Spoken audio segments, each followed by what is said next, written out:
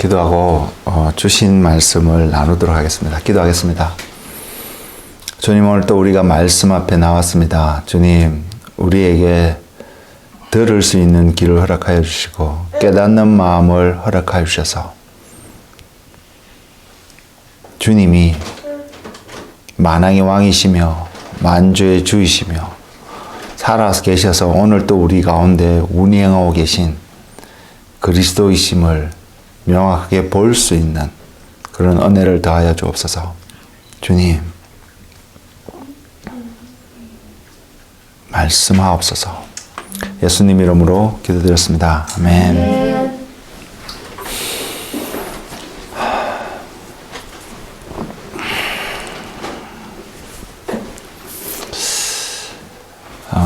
제가 지난 금요일 날 말씀을 드렸다시피 예배에 관련된 이야기를 나누려고 준비를 했습니다. 준비를 하면서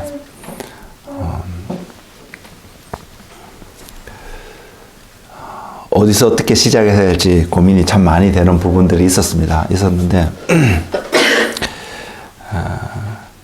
그 예배의 중요성이, 예배라는 것이 우리에게 결국은 우리에게 구원을 허락하여 주고 있는, 구원을 통하여서 하나님의 본전이 예배자로 나갈 수밖에 없는 어떤 그런 부분들을 여러분들과 함께 나누고자 합니다. 그래서 그 관점에서 하나님이 저에게 깨닫게 하신 부분들을 나눌 때에 우리 모두가 정말로 주님이 찾으시는 그 한 사람의 예배자로서 하나님을 상황과 환경과 상관없이 하나님을 온전히 예배할 수 있는 우리 모두가 되기를 원합니다. 저는 어릴 때부터 교회를 다녔습니다. 물론 지금부터 저희 아버지는 믿지 않으시는 분이시지만 외할머니 쪽 그리고 어머니가 어쨌든 교회를 다니셨기 때문에 저는 제 삶 속에 교회는 빼놓을 수 없는 하나의 삶의 한 부분이었습니다. 그리고 또 교회를 통해서 어렸을 적에 저희가 많은 도움을 얻은 부분들도 분명히 있습니다. 그래서 제 삶을 돌이켜보면 과거에 한국에 있을 때 제 삶을 돌이켜보면 크게 세 가지로 나눌 수 있습니다. 뭐냐면 교회, 학교, 가정, 집, 뭐 이 세 가지에서 벗어나 본 일이 개인적으로는 크게 없습니다. 그래서 이러한 삶을 살아갈 수 있게끔 해주신 하나님의 은혜가 한편으로는 굉장히 감사하기도 합니다. 나름 여기 계신 분들도 모태신앙이라는 이름으로 살아오신 분들 중에 또 제 친구 중에 그런 친구들도 있는데 제가 봐도 별로인 생활을 한 친구들도 있어 보이고요. 또 나름의 모범생처럼 열심히 믿음 좋은 학생처럼 이렇게 모태신앙으로서 자라고 보였던 그런 사람도 보이는데 저도 어쩌면 그렇게 보였던 한 사람 중에 한 사람이 아니었을까 생각을 해보게 됩니다. 그 말은 나름 교회 생활을 열심히 했습니다. 제가 교회 생활을 표현을 하겠습니다. 신앙생활이라는 것보다 교회 생활을 나름 열심히 했던 것 같고요. 그리고 지금 또 돌이켜보면 어떻게 어린 시절에 그런 생각을 할 수 있었을까라고 퀘션이 되는 한 생각이 있는데 그거냐 뭐냐면 제 마음 한구석에 예수님이 진리다라는 생각, 달리 표현하면 예수님 진리에 대한 어떤 갈급함이 한 부분이 있었던 것은 사실이었습니다. 그러나 그것이 어떻게 훈련되어지고 어떻게 개발되어져서 이 진리를 추구하고 진리를 찾는 자리에 가야 될지는 전혀 모르는 상태 속에서 제 마음 한구석에 그러한 생각은 분명히 있었습니다. 그리고 지금에 와서 돌이켜보고 생각해 보는데 한편으로는 이 마음이 있습니다. 어떤 마음이냐면 어렸을 적에 예를 들어서 온유나 사랑이와 그 나이 또래에도 나에게 진리가 무엇인지를 정확하게 가르쳐주는 한 사람이 있었다면 그러한 멘토가 있었다면 얼마나 좋았을까. 반대로 제 삶 속에 그런 멘토가 그렇게 가르치는 사람이 없었는 것처럼 느껴지는 게 사실입니다. 제 개인적으로는. 그럼에도 불구하고 돌이켜 생각해 보면 제가 교회 생활을 해왔기 때문에 설령 주변에서 이것이 진리야, 예수님이 진리라는 것을 이렇게 보여주고 가르쳐주는 분이 옆에 계셨다 할지라도 저는 깨닫지 못하는 그러한 교회 생활을 하는 한 사람이었을 거라고 생각을 합니다. 그렇게 살았습니다. 그리고 그것이 신앙인 줄 알고 살았습니다. 한 번도 저의 구원에 대해서 의심해 본 적이 없는 사람입니다. 그리고 어릴 적에 있었던 그 마음에서 어떻게 어른이 돼서 살아가더라도 진리에 대한 이야기를 할 수 있는, 나눌 수 있는 어떤 사람이 되었으면 좋겠다는 마음은 막연했지만 분명히 제 안에 가지고 있는 생각이었습니다. 그래서 어떻게든 그래서 저의 삶이 밴쿠버로 오게 되었고, 밴쿠버 오게 되었던 그 과정이 어쨌든 선교사라는 이름으로 밴쿠버에 왔었던 것 같습니다. 그리고 그런 어느 날, 정말로 진리 되신 예수님을 경험하는 그 한 모먼트가 제 삶 속에 있었고요. 그 사건을 통해서, 그 사건을 이유로 그때의 주님과 인카운터링 했던 그 모먼트 이후로부터 저는 변하기 시작했습니다. 물론 변하기 시작했습니다. 지금의 제 모습은, 여러분이 보고 경험하는 제 모습은 그 이전에 주님을 정말로 모르고 교회 생활하고 있을 때의 저 모습과는 분명히 전 다르다고 생각합니다. 그리고 앞으로도 계속해서 변해져 가는 그러한 한 사람이 되기를 저는 소망합니다. 그렇게 주님을 만나고 나서 많은 것들이 잘못 알고 있었고 새롭게 깨닫게 되어지고 배워가는 그런 여러 과정을 통해서 한 가지 분명하게 저에게 자리 잡게 된 하나의 깨달음은 뭐냐면, 많은 사람들이, 교회 안에 있는 대다수의 많은 사람들이 가지고 있는 구원관이 정말로 잘못됐구나라는 것을 깨달았습니다. 저부터 포함했어요. 이것은 제가 지금 오늘 여러분에게 우리가 다 믿고 있고 인정하고 동의하고 있는 그런 한 부분이, 한 번 구원은 영원한 구원이 다 아니다라는 그런 것을 이야기하고자 제가 여러분께 지금 이런 말씀을 드리는 것이 아닙니다. 근데 왜 이런 말씀을 드리냐면, 교회 안에 있는 많은 사람들의 구원관이 다르다, 내지는 잘못됐다라고 표현할 수 있는 그 관점이 뭐냐면, 오늘 제가 나누고자 하는 이 포인트 중에 한 부분은 무엇이냐면,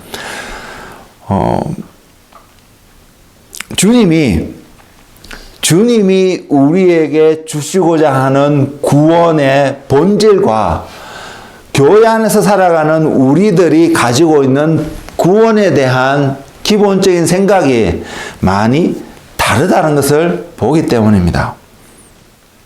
여러분들도 한번 생각해 보시기 바랍니다. 그리고 그러면서 제 안에 다시 한번 던져진 질문이, 무엇이 진리인가? 그러면서 사람들을 보면서, 또한 제가 오늘 여러분 앞에 서서 이렇게 말씀을 나누면서 여러분들한테도 궁금한 것 중에 한 가지는, 저도 마찬가지고요.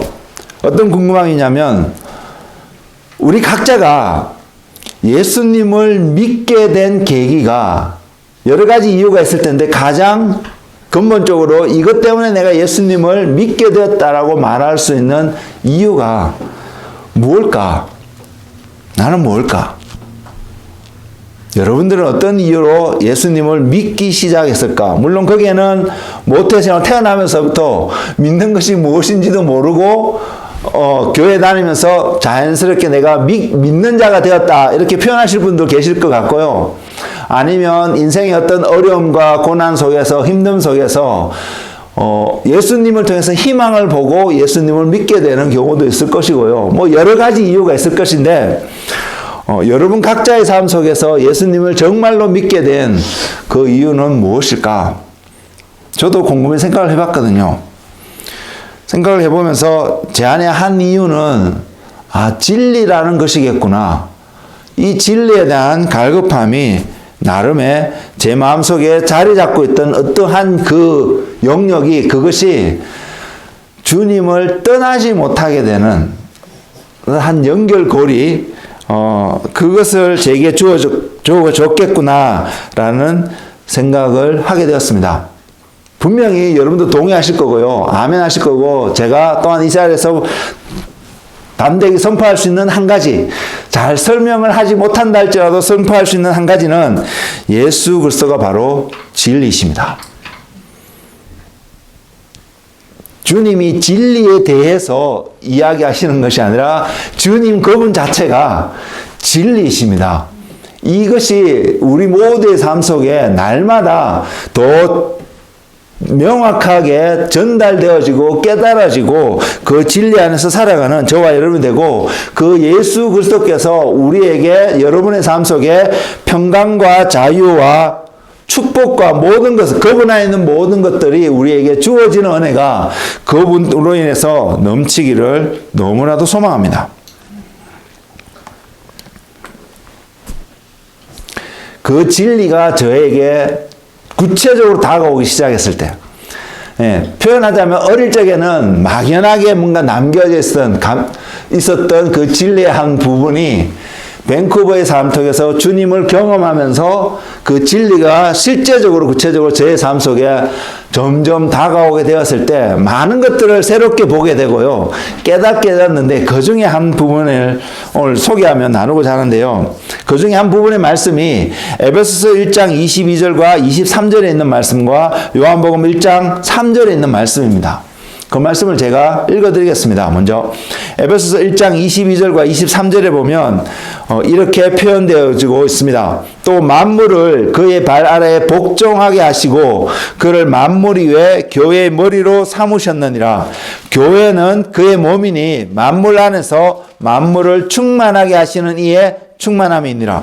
요한복음 1장 3절의 말씀을 보면 이렇습니다. 만물이 그로 말미암아 지은 바 되었으니 지은 것이 하나도 그가 없이는 된 것이 없느니라.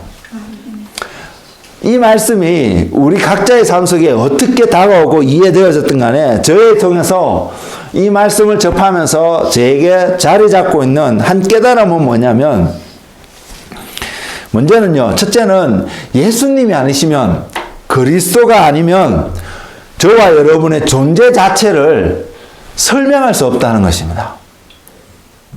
그것이 하는 깨달음이었고요. 우리가 존재하는 이유가 예수님 때문이라는 사실을 명확하게 깨달아지는, 물론 그 깨달음이 완전하지 않습니다. 저는 완전하다고 생각하지 않습니다. 앞으로 더 깊이 알아야 되고 깨달아야 될 계시의 영역들이 있다는 것을 저는 인정하는 사람이기 때문에, 그렇지만 이 말씀 앞에서 내가 존재하는 이유, 여러분이 존재하는 이유가 예수님이 아니면 우리의 존재를 온전히 설명할 수 없다는 사실을 깨달았다는 사실입니다. 그리고 또 하나는요, 더 나아가서 피조물인 우리들, 주로 이 말씀의 대상은 우리입니다. 사람들입니다.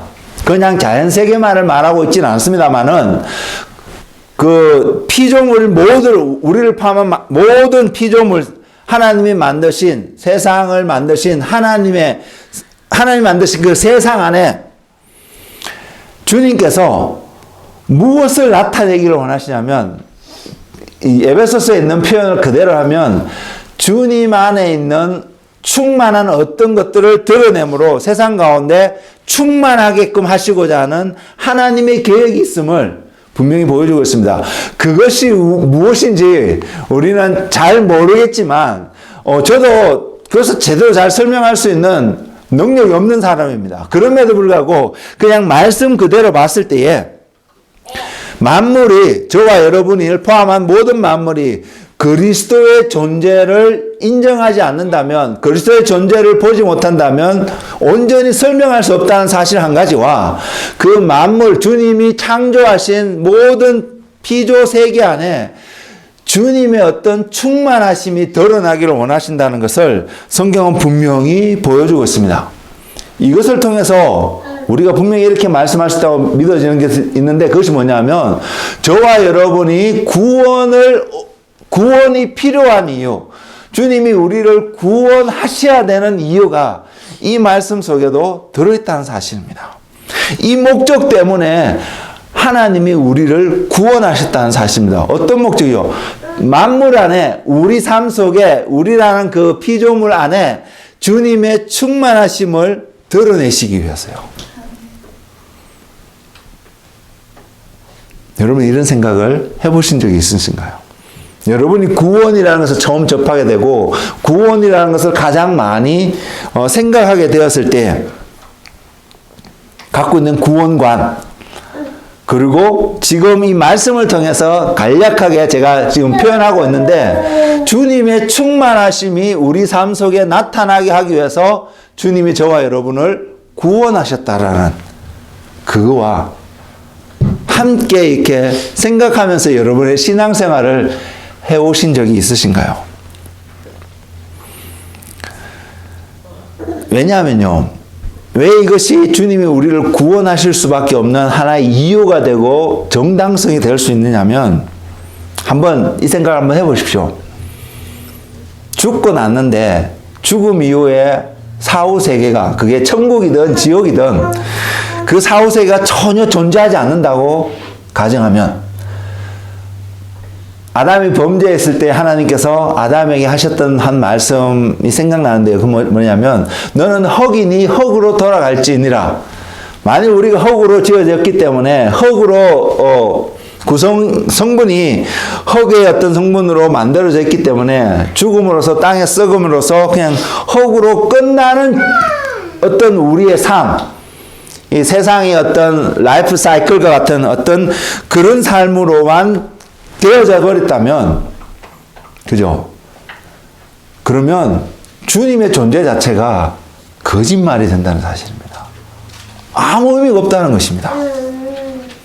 결국은 그런 관점에서 우리를 보면, 저와 여러분이, 아니면 세상에 수많은 사람들이 존재하는데 그 사람들이 천국을 가든 지옥을 가든 죽고 난 이후에 그 다음에 세계에서 지옥에 가는 사람을 살아간다라고 표현하기는 좀 그렇긴 합니다만은, 그러한 삶이 나타나지 않는다면, 준비되어져 있지 않다면 주님의 존재 자체가 우리에게는 아무런 의미가 없다는 사실입니다. 결국은 우리가 구원받아서 하나님과 영원한 어떠한 삶을, 우리가 소망하는 천국에서 살아가는 삶이기 때문에 지옥이 우리의 소망의 장소가 아니잖아요. 그래서 오늘 그 부분에서는 이야기를 하지 않기를 원하고요. 천국이라는 곳에서 하나님과 함께 살아가는 소망이 우리에게 있기 때문에, 그것을 우리에게 주셨기 때문에 우리에게 구원을 허락하시고 구원을 은혜에 베풀어 주신 그 주님을 생각해 볼 때에 저와 여러분 분명히 그러한 삶이 보장되어 있지 않다면 예수님의 존재가 아무 의미 없고 그분의 존재가 부정되어질 수밖에 없는 것이 우리의 삶이라는 사실을 여러분 깨달아지시나요? 그러면 우리가 구원을 받는 것이 예수님의 존재만을 온전히 설명할 수 있냐?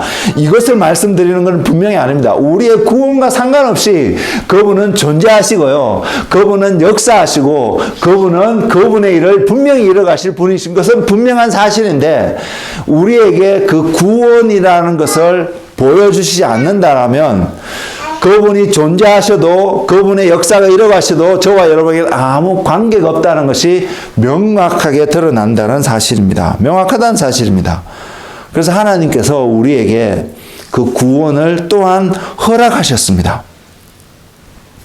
구원의 은혜를 베풀어 주셨습니다. 그래서 생명이 무엇인지를 분명하게 보여주셨습니다. 그럼 우리는 이런 질문을 던져봐야 합니다. 주님은 왜 저와 여러분을 구원하셔야 하죠? 우리는 왜 구원받을 만한,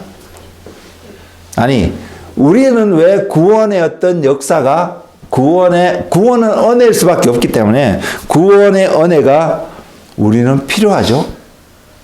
죄에 빠져서 죽게 된 우리에게 왜 구원이 필요할까요? 이러한 질문에 답을 해가는 그 과정 모두가 모든 세상에 존재하는 모든 것이 예수 그리스도로 말미암아 왔다라는 사실을 추가적으로 설명하고 있습니다. 우리는 분명 죄를 지어서 사망에 이를 수밖에 없는 존재가 되은 것은 분명한 사실임에도 불구하고 이러한 우리 존재 자체도 주님을 통해서 왔다는 사실입니다. 시작이 주님이시기 때문에. 그래서 주님이 우리를 구원하시는 어떠한 당위성으로 우리 자신에게 그 길을 보여주시지 않는다면 주님의 존재가 부정되어 줄 수 있는 영역이 있기 때문에요. 주님의 입장에 있을 때는 이런 마음이 듭니다. 우리에게 구원을 보여주셔야 될 이유가 있고요. 그 이유 중에 하나가 오늘 조금 전에 읽어드렸던 요한복음 1장 3절이나 또한 에베소서 1장 22절, 23절의 말씀 통해서 만물 가운데 주님의 충만함을 드러내기 위해서 필요한 존재가 뭐냐면 주님과 함께 살아갈 수 있는 존재가 필요하다는 사실을 성경을 통해서 확인받게 됩니다.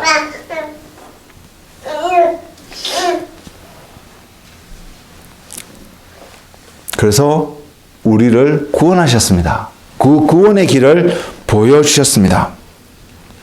그리고 그 구원받은 자를 통해서 주님이 또한 드러내기를 원하시는 것은 조금 전에 말씀드렸습니다마는 만물을 충만케 하시는 그리스도의 충만입니다. 그래서 우리가 생각해 보길 원하는 것은요.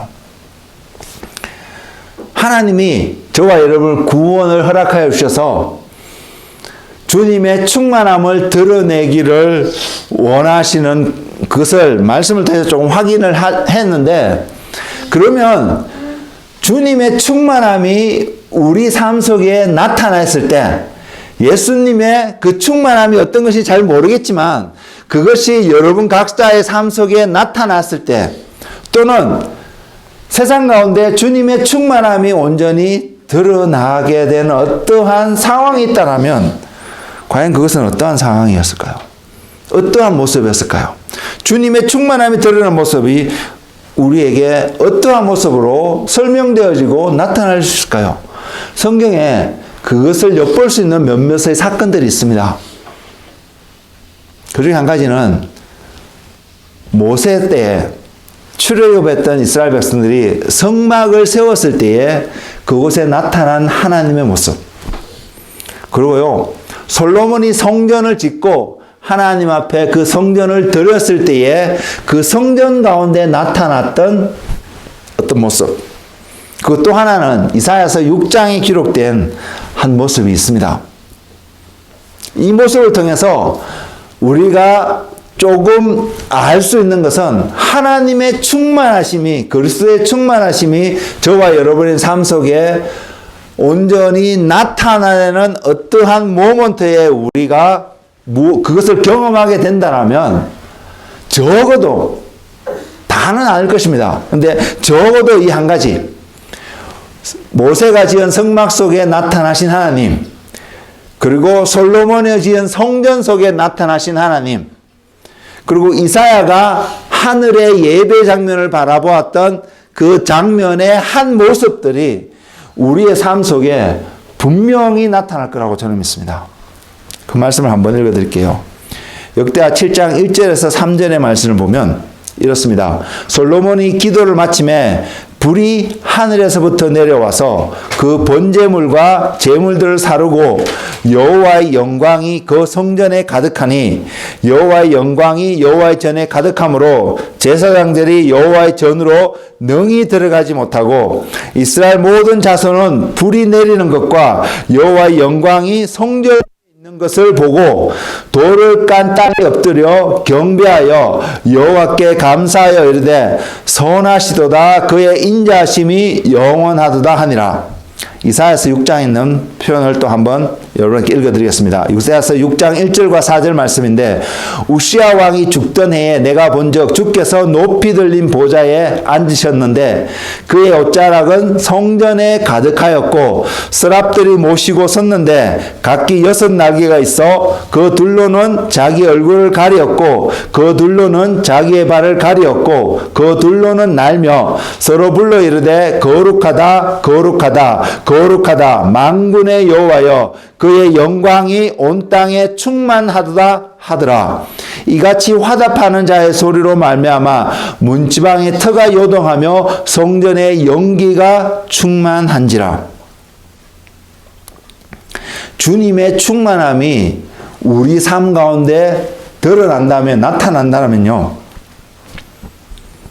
우리는 그것을 분명히 적어도 이렇게 표현할 수 있을 것입니다. 왜? 우리에게는 마땅한 단어가 없기 때문에요. 그러나 이 단어는 그나마 그 상황을 좀 설명할 수 있는 단어라고 생각합니다. 뭐냐면 영광입니다. 영광입니다. 이것은요, 우리의 어떤 느낌이 아닙니다. 우리의 어떤 상상 속에서 나타나는 한 표현이 아닙니다. 이곳에 우린 10명 정도밖에 사람이 안 모였는데 하나님의 영광이 나타나면 저 혼자만 경험할 수 있는 어떤 모습이 아닙니다. 이것은 물론 이곳에서 저 혼자만 또는 여러분 가운데 한 사람만 하나님의 임재를 경험하는 이 한 모먼트를 분명히 경험할 수 있습니다. 근데 충만의 충만으로 드러나는 주님의 충만하심이 피조 가운데 정말로 충만함으로 나타날 때는 한 사람만이 경험할 수 있는 그러한 어떠한 모습으로 드러나지 않을 거라고 저는 생각합니다. 지금 말씀드렸던 그 말씀의 내용을 봐도 한 사람만이 경험하는 어떤 실제의 모습이 아니라는 것이죠.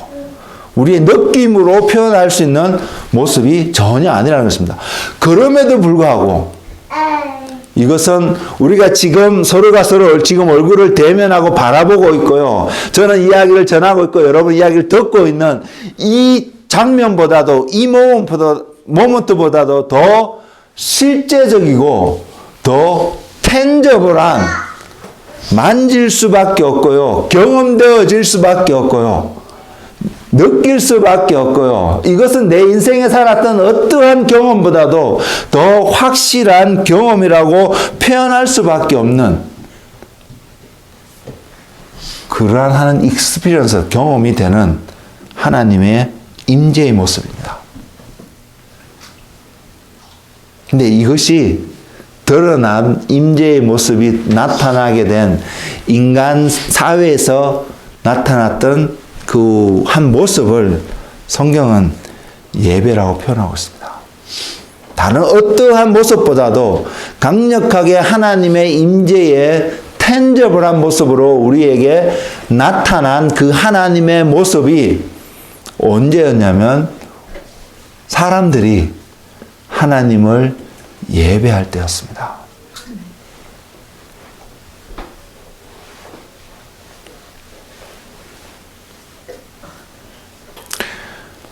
우리가 100% 360도 다 돌려보고요. 이쪽을 보고 저쪽을 보고 위를 보고 아래를 보고 모든 각도에서 다 살펴봐도 완벽하다고 할 수 있는 그렇게 정이 내려지는 예배.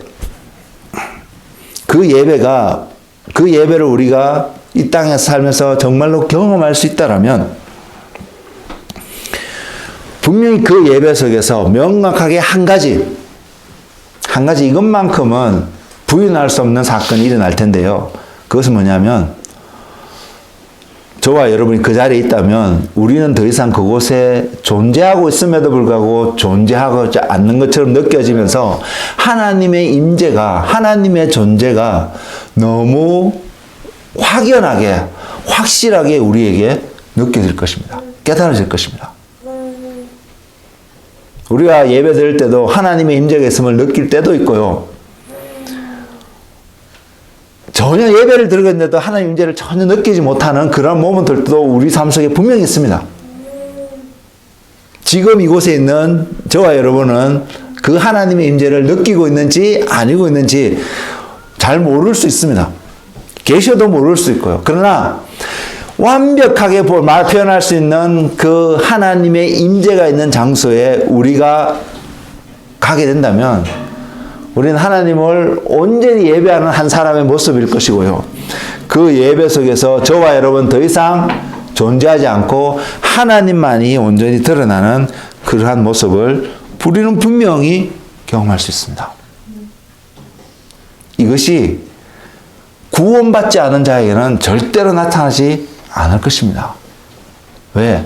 구원받은 자와 구원받지 않은 자의 가장 큰 차이점은 구원받지 않은 자는 여전히 죄 가운데 용서받지 못하고 살아가는 자의 모습이 있다면 구원받은 자는 그 죄가 용서함을 받아서 그리스도의 보혈로 말미암아 우리가 여전히 육신 가운데 살아가는 연약함이 있다 할지라도 구원받은 자는 바로 이 완벽하다고 보이는 그 하나님의 영광의 임재 가운데 그리스도로 말미암아 담대히 들어갈 수 있는 은혜가 주어진 자이기 때문입니다. 그래서 저와 여러분이 오늘 또 나는 천국 갈 거야, 간다고 그런 확신을 가지고 살아가는 한 사람이라면 저와 여러분 삶 속에 하나님 갈급해하고 하나님을 예배하고자 하는 이 마음이 없어질 수가 없습니다. 이 태도가 소홀히 되어질 수가 없습니다.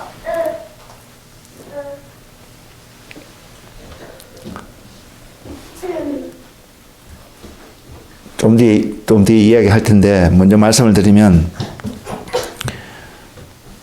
이것이 명확한 사실인데 내가 구원받았다는 확신을 입으로 이야기하면서 알게 모르게 내 삶 속에서 하나님을 알고자 하고 하나님을 예배하고자 하는 어떠한 이 삶의 태도와 동기들이 약해지거나 무시하고자 하는 그런 마음이 우리 가운데 점점 더 나타나고 있는 우리의 모습을 본다라면 우리는 분명히 이렇게 말할 수 있습니다.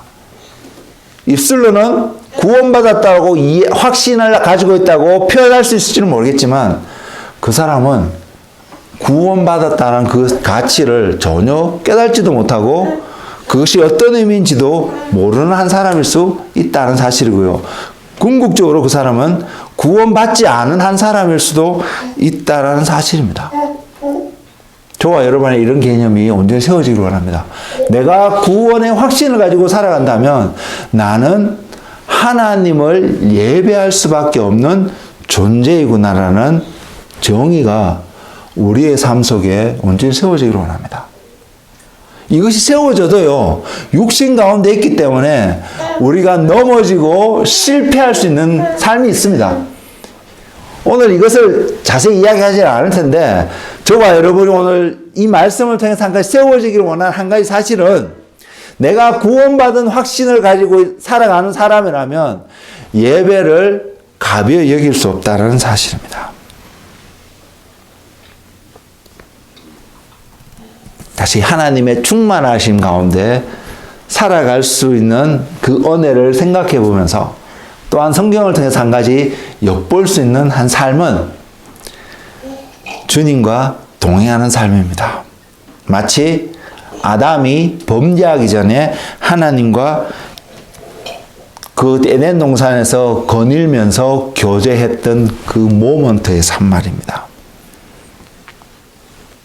이것이 충만하신 예수님 안에 그 예수님과 함께 살아가는 구원받은 자의 분명한 삶의 한 모습입니다. 이 모습은요, 아담이 하나님과 동행했던, 에덴 동산에서 동행했던 그 짧은 순간의 그 한 모습의 삶은요, 하나님의 친구라고 부름을 받고 하나님과 얼굴을 대면하여서 하나님을 아는 자라고 부름을 받았던 모세조차도 경험할 수 없는 삶이었습니다.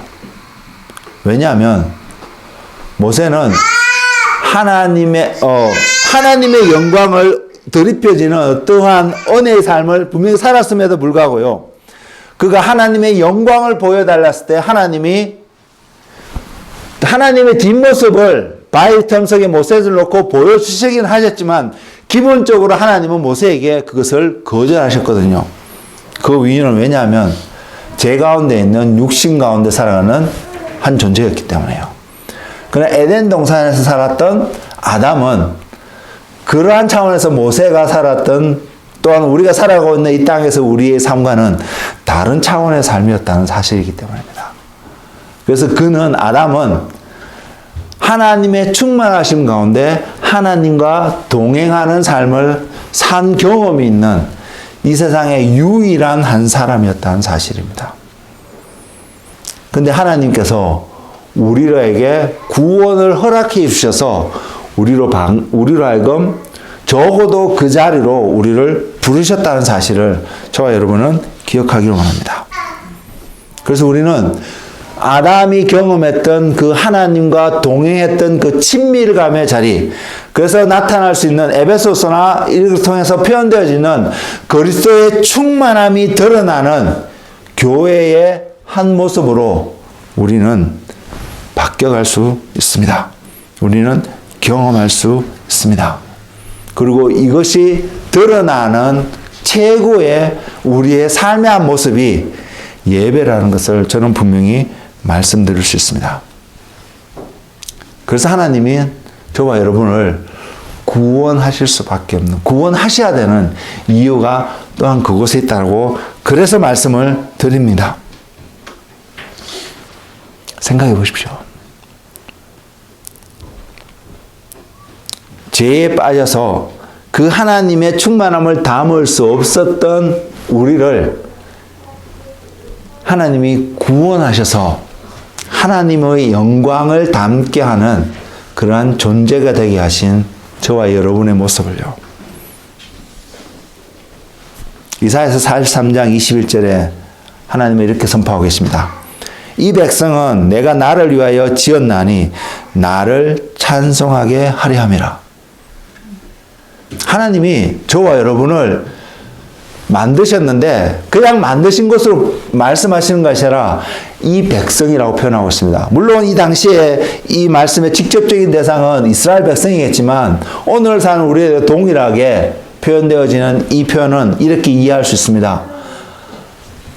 구원을 얻은 저와 여러분, 구원을 허락하신, 그래서 구원을 얻게 된 저와 여러분은 하나님께서 우리에게 구원을 주신 이유가 하나님을 위하여 만드셨고 하나님을 위하여 우리에게 구원을 허락하셨고 하나님을 위하여 하나님을 찬송하게끔 하기 위해서 우리를 구원하셨다는 사실이요. 이것이 우리 안에 세워지면 세워질수록 그래서 구원의 확신을 가지고 있는 한 사람이 되면 될수록 그 사람이 예배를 등한히 할 수 있을까요? 절대로 그러지 못할 것입니다.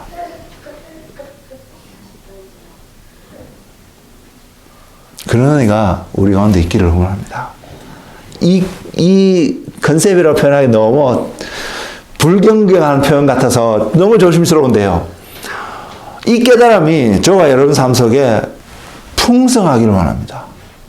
그래서 너무 감격에 찬 그 예배를 드릴 수 있는 우리의 삶이 되어지기 원하고 그 예배를 통해서 하나님의 영광이 경험되어지는 그러한 우리의 모먼트의 삶이 아니라 일평생에 우리의 삶을 다 표현할 수 있는 그러한 삶이 되기를 너무나도 소망합니다. 이것을 알면 예수님을 만났던 사마리아 우물가의 여인이 예수님 앞에 왜 그러한 질문을 할 수밖에 없는지 조금은 이해되지 않을까요? 다시 한번 강조하지만 그렇게 해서 우리 안에 구원의 확신을 가지고 있는 사람이라면 우리는 하나님을 예배할 수밖에 없는 그런 존재가 되지 않을까요? 우리의 지금 예배의 모습을 보면 부족한 거 투성이라고 생각합니다. 너무 많은 것들이 부족합니다. 그것이 정직한 고백이라고 생각합니다. 그렇지만 우리가 구원의 확신을 가지고 살아가는 한 사람으로서요. 전 여러분이 그 확신을 가지고 있기를 원하는데요. 그렇게 살아가는 한 사람으로서 예배에 대한 우리의 마음과 태도만큼은 하나님 앞에서도 부족하지 않는 우리가 되기를 원합니다. 그것이 구원받은 자가 분명히 가지고 있는 한 태도입니다. 타협하고 양보되어질 수 없는 하나의 진리이고 우리 안에서 확인되어지기 위한 우리의 삶이라고 인식되어지고 세워지기를 원합니다. 이것이 확인되어지고요. 이것이 더 동의되어지고 이것이 아멘으로 우리 삶 속에서 열매가 맺어지면 맺어질수록 우리는 구원에 대한 지식을 얻음으로 구원에 확신이 있다고 배운 것이 있으므로 확신이 있다고 표현하는 그러한 사람의 표현이 아니라 예배의 중요성이 예배가 우리에게 어떤 것을 주는지 너무나 깨닫고 그것을 사모하는 마음으로 고백할 수밖에 없는 그래서 나는 구원의 확신이 있는 사람입니다. 라고 고백할 수밖에 없는 그런 한 사람이 되어야 되고 되기를 원합니다. 그런 사람에게 예배는 더 이상 지루한 빨리 끝나고 나가서 다른 것을 했으면 좋겠다는 그런 종교의 한 모습이 분명히 아닐 것입니다. 그리고 그 구원을 맛보게 됐던 사마리아 여인이 질문을 던졌던 질문 앞에 물론 그 여인의 질문이 지혜로웠다고 표현하지 못합니다. 주님의 답을 봤을 때. 그럼에도 불구하고 주님은 그 여인에게 너무나도 기가 막힌 답을 해주십니다. 그 답이 요한복음 4장 23절과 24절에 나와 있는데요. 아버지께 참되게 예배하는 자들은 영과 진리로 예배할 때가 오나니 곧 이때라. 아버지께서는 자기에게 이렇게 예배하는 자들을 찾으시느니라. 하나님은 영이시니 예배하는 자가 영과 진리로 예배할지니라. 우리가 무엇이 어떠한 모습이 영과 진리로 예배하는 것이 모른다 할지라도요. 이 말씀을 가만히 보면 내가 구원받았다는 확신이 없는 사람이 이러한 예배를 드릴 수 있을까요? 저는 못 드릴 거라고 생각합니다. 반대로요. 구원받았다라는 그 사람, 구원의 확신이 있는 사람이라면 하나님께 영과 진리로 분명히 예배를 드릴 수 있는 한 사람이 될 것입니다. 영과 진리로 드려지는 예배, 이것은 거듭난 사람에게만 나타날 수 있는 예배의 태도일 것이기 때문이에요.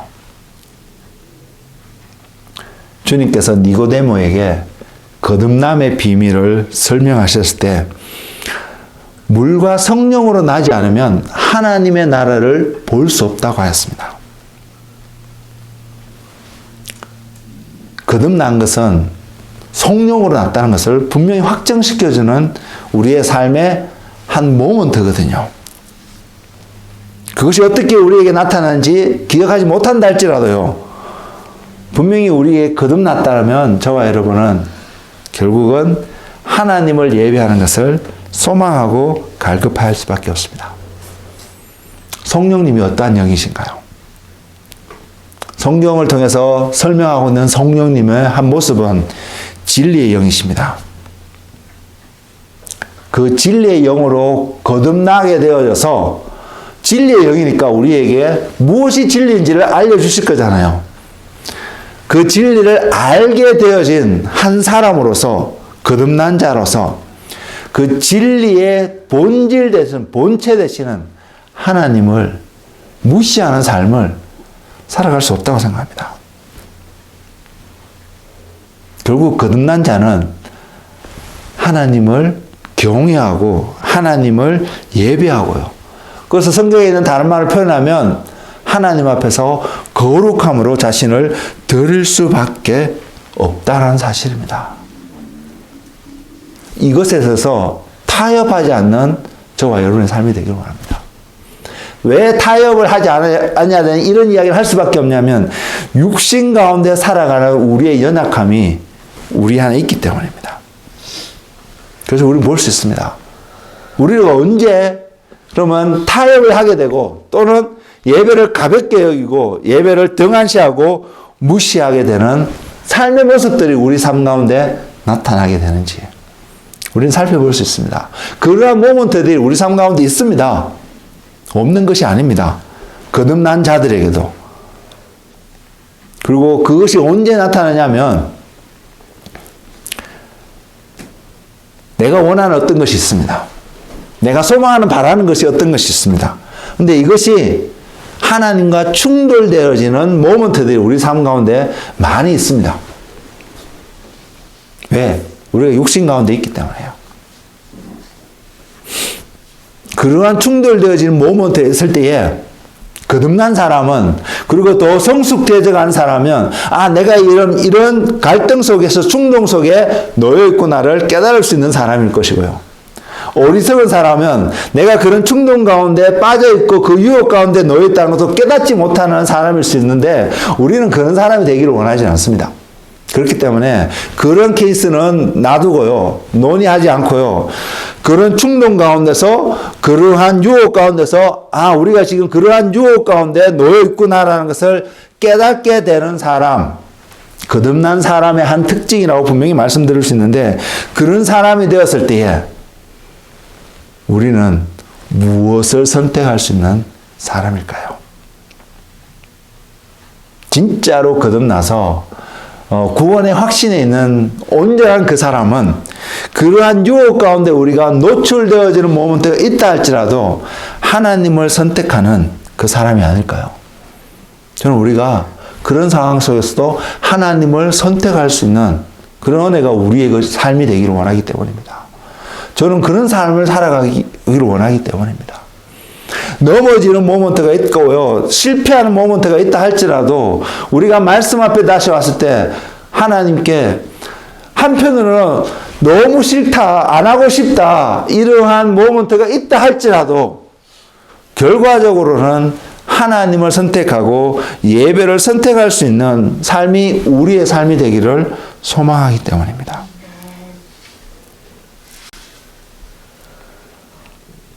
이것은 우리의 입술의 고백으로 해결되는 것이 아니라 우리의 삶 속에서 실천되어질 때에 그 고백이 온전한 고백이 될 것이라고 믿습니다.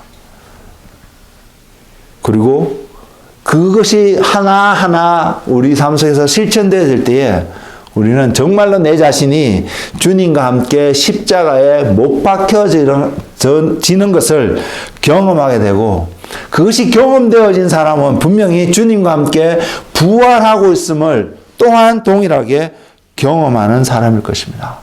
우리는 이런 그리스도인이 되기를 원합니다. 넘어지는 순간은 괜찮습니다. 그 순간이라도 내가 이 영역이 주님과 함께 십자가에 못 박아야 되는 영역이라는 깨닫고요. 못 박을 수 있는 그 선택을 하는 그 자리에 가는 그리스도인이 되기를 원합니다. 물론 궁극적으로는 그것이 왔을 때 넘어지지 않고 승리하는 바로 그 모습이 소망하지만 우리가 아직 자라가야 되는 어쩌면 아직도 여전히 어린아이와 같은 신앙의 모습이 있다 할지라도 이제는 우리가 넘어지더라도 다시 일어서서 또 한 번 그런 기회가 주어진다면 그때는 그리스도를 선택할 수 있는 그러한 신앙인의 삶, 그러한 삶이 우리의 삶이 되기를 원합니다. 저는 그 삶이 거듭난 자의 삶이라고 생각합니다. 우리 삶 속에 이것이 풍성해지기를 너무나 저는 원합니다. 그리고 이것이 고백되어지고 경험되어지면 되어질수록 분명히 말씀드릴 수 있습니다. 여러분 누가 뭐래도 하나님을 찬양하고 하나님을 예배하고요. 하나님 앞에 머물고자 하는 갈급함이 여러분 가운데 넘쳐날 것입니다. 만일 여러분이 이러한 삶을 지금 프랙티스하고 살아가고 계신다면 설령 여러분이 지금까지 한 번도 나는 구원의 확신에 대해서 생각해 본 적이 없는 상황이라 할지라도 그 사람이 구원에 대한 불안감 속에서 살아갈까요? 아닐 것입니다. 그리고 그 사람은요, 우리 안에 기존의 교회 안에 있는 많은 구원에 대한 한 생각은 예수를 믿게 되는 한 이유 중에 한 부분은 이것이 분명히 있다고 생각합니다.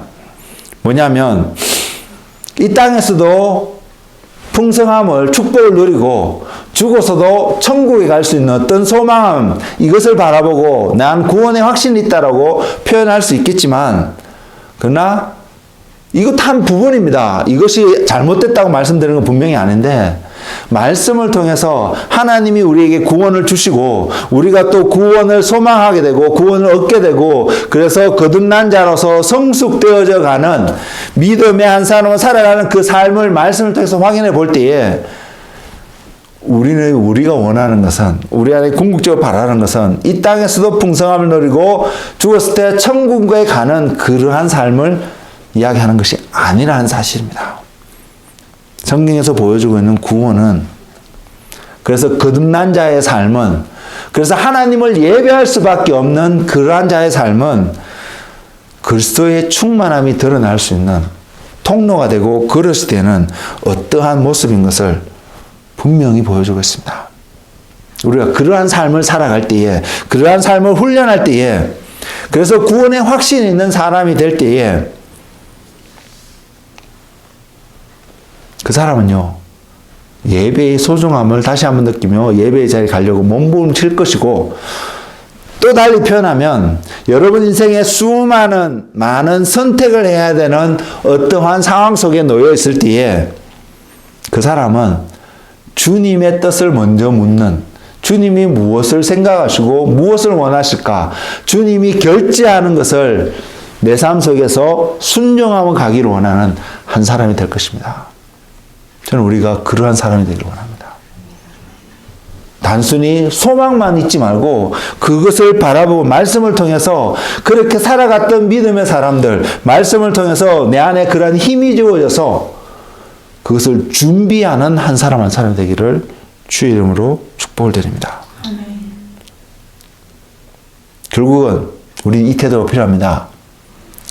주님이 원하시는 것을 선택하려면 주님이 이것을 허락하시는지 또는 주님이 우리에게 보내주셨는지 확인하는 태도가 필요하거든요. 주님 앞에 묻지 않고 주님 앞에 나아가지 않고 확인받을 수 있을까요? 없습니다. 그럼 그 사람은 철저하게 주님 앞에 나아가려고 하고 주님의 뜻을 알고자 하는 어떠한 몸부림 속에 살아갈 거라고 저는 생각합니다. 우리 그런 몸부림을 치는 한 사람 되었으면 좋겠습니다. 몸부림을 쳐야 합니다. 그냥 주어지지 않기 때문에요. 그냥 지나가다가 툭 주어지지 않기 때문에요. 지나와서 돌이켜보면, 그냥 주어진 것처럼 느껴진다 할지라도요, 여러분이 그것에 대한 몸부림치는 성경에 보면 죄와 피 흘리기까지 싸우게 하는 그 표현이 이곳에서 적용될 수 있다고 생각하는데 그러한 태도로 우리의 삶을 주님 앞에서 확인받고 점검되지 않는다면 우리는 너무나 쉽게 우리는 순종하기를 원하지만 하나님 뜻에 합당한 자로 하나님을 정말로 예배하기 원하는 마음이 우리 한 곳에 분명히 있지만 우리는 그러한 기회들을 놓치는 사람이 될 것이기 때문입니다. 어리석은 자가 되지 않기를 원합니다. 지혜로운 자가 되어져서 그렇게 하나님을 예배하고 하나님 앞에 나아가는 한 사람 되기를 소망하기 때문입니다. 이러한 삶은 예배를 절대로 가볍게 여기지 못할 것이기 때문에 그래서 우리가 예배를 소중히 여기는 저는 여러분이 주일 성수해야 되는 그냥 그 개념 속에서 주일을 지키는 자리에 나오는 그러한 모습의 삶을 말씀드리는 게 아닙니다. 그보다 더 성숙된 어떤 태도를 성경은 우리에게 요구하고 있음을 바라봅니다. 그래서 우리가 말씀을 배우고 주님과 동행하는 그 삶을 통해서 하나님 앞에 그러한 예배를 드리는 우리 모두가 되기를 소망합니다. 사랑하는 성도 여러분, 지금 세계는요, 정말로 혼돈 가운데 살아가고 있습니다. 어느 때보다도 심각한 그런 시대에 앞으로 이것은 갈수록 더 심각해질 것입니다. I know it is getting worse and worse, worse. 이것은 무엇을 뜻하냐면요, 하나님을 믿던 안 믿던 상관없이 모든 사람들이 어떠한 문제에 부딪히게 되냐면 생존의 문제에 부딪히게 된다는 사실입니다. 전쟁은 전쟁대로요, 그 지역적으로 그곳에 있는 사람들은 당연히 생존의 문제가 분명히 부딪히고요. 또한 북미에 살고 있는 사람도 오늘날 많이 듣고 있는 한 이야기 중에 하나, 뉴스 중에 하나는 인플레이션 레이트가 올라가고 있다는 이야기를 듣고 있잖아요. 경제적인 문제도 동일하게 사람들에게 결과적으로 생존의 문제를 고민하게 만들게 할 것입니다. 그것만 있나요? 지금 전 세계가 자연재해로 몸살을 앓고 있습니다. 유콘도 지금 마찬가지인데요. 지금 비가 오면서 산불이 줄고 조금 진정되는 분위기가 좀 있습니다만은, 자연재해도 결국은 사람들에게 무엇을 야기시키냐면 우리의 생존의 문제를 직면하게 만듭니다. 이 생존 앞에서 저와 여러분은 무엇을 선택할 수 있을까요? 이 생존 앞에서요, 살기 위해서 소위 예배를 포기할 수밖에 없다고 생각하는 사람들이 나타날 수 있는 그런 시대에 우리는 들어와 있다는 사실입니다. 멀지 않아 우리는 그러한 도전을 분명히 받게 되는 사람들이 이곳에 있을 수 있습니다. 그때 우리는 무엇을 선택할 수 있을까요? 살고 봐야 되지 않느냐는 이름으로 하나님을 두 번째로, 세 번째로 놔둘 수 있을까요? 그것이 과연 사는 것일까요? 생각해 봐야 합니다. 때로는 죽는 것이 사는 것이 되고요, 산다고 생각하는 것이 죽는 것이 되는 삶의 어떤 선택의 순간이 저와 여러분 삶 속에 분명히 놓이게 될 것입니다. 그때에 내가 선택하는 그것이 정말로 삶을 주는지, 산다고 선택하는 그것이 죽음을 주는지, 아니면 내가 죽어도 좋아, 죽음을 선택하는 그 삶이 궁극적으로 나에게 생명을 주는지 분별할 수 있는 지혜가 여러분 가운데 넘치기를 원합니다. 그러면 우리는 명확하게 무엇을 선택해야 되는지 알 수 있게 될 것이며, 결국은 제가 여러분 앞에 또한 하나님 앞에서 고백하는 것은, 하나님 앞에서 사는 것을 선택하는 한 사람이 되게 해주세요. 하나님 앞에서 사는 것을 선택하는 한 사람이요. 어쩌면 지금은요, 수많은 사람들의 눈에 평안한 사람들이 주일날 모여서 하나님을 예배한다고 그러한 활동의 모습으로 보여줄 수 있는 시대에 우리는 또한 살아가고 있습니다. 그러나 그것이 예배처럼 보여줄 수 있는 환경 속에 우리는 살아가고 있는데요. 그렇지만 역사적으로도 그렇고요, 성경을 향해서도 확인되어 줄 수 있는 하나님을 예배하기로 결정했던 사람들의 삶은 삶과 죽음의 갈림길에서 하나님을 선택했던 사람들의 삶의 모습을 보여주고 있습니다.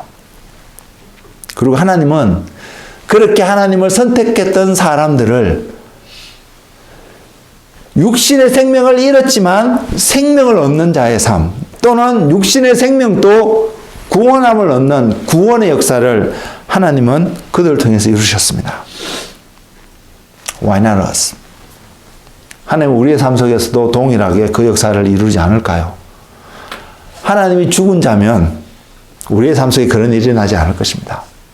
그러나 하나님은 살아계신 자이기 때문에 우리가 역사적으로 성경적으로 동일하게 삶과 죽음 앞에서 하나님을 예배하기를 선택했던 사람들과 동일한 선택을 하는 우리의 삶이 되어진다면 하나님은 동일하게 그들을 살리셨던 것처럼 그들을 구원하셨던 것처럼 하나님은 저와 여러분을 구원하실 것입니다.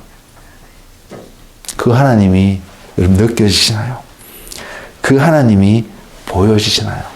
그 하나님이 이 세상을 지금 또 다스리고 계시며 그 하나님께서 그 하나님의 속성을 그 충만함으로 피조물 가운데 드러내고자 하는 하나님의 마음이 여러분 보여주시나요? 우리가 그 하나님 앞에 우리 자신을 드릴 수 있는 우리의 삶이 되었으면 좋겠습니다. 우리가 어떠한 환경과 여건 속에서도 하나님을 가장 최우선으로요. 이게 중요합니다. 하나님을 그냥 선택하는 삶이 아니라 하나님을 먼저 최우선으로 선택하는 삶요. 이것이 사는 길입니다.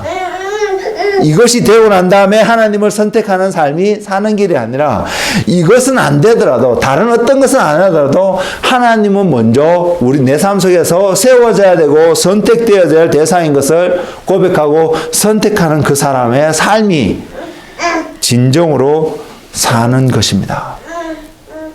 저는 우리가 이것을 선택하는 거듭난 한 사람이 되고 구원의 확신이 있는 한 사람이 되어지기를 원합니다. 그리고 이러한 선택을 하는 사람이 될 때에 그 사람은 정말로 구원의 확신 가운데 오늘도 하나님을 사랑하고 하나님을 예배하고자 하는 한 사람이 될 거라고 믿습니다. 우리 모두가 이러한 한 사람이 되어지는 하나님의 은혜 가운데 축복 가운데 살아가시는 한 분 한 분 되시기를 주님의 이름으로 권면을 드립니다. 기도하겠습니다. 주님,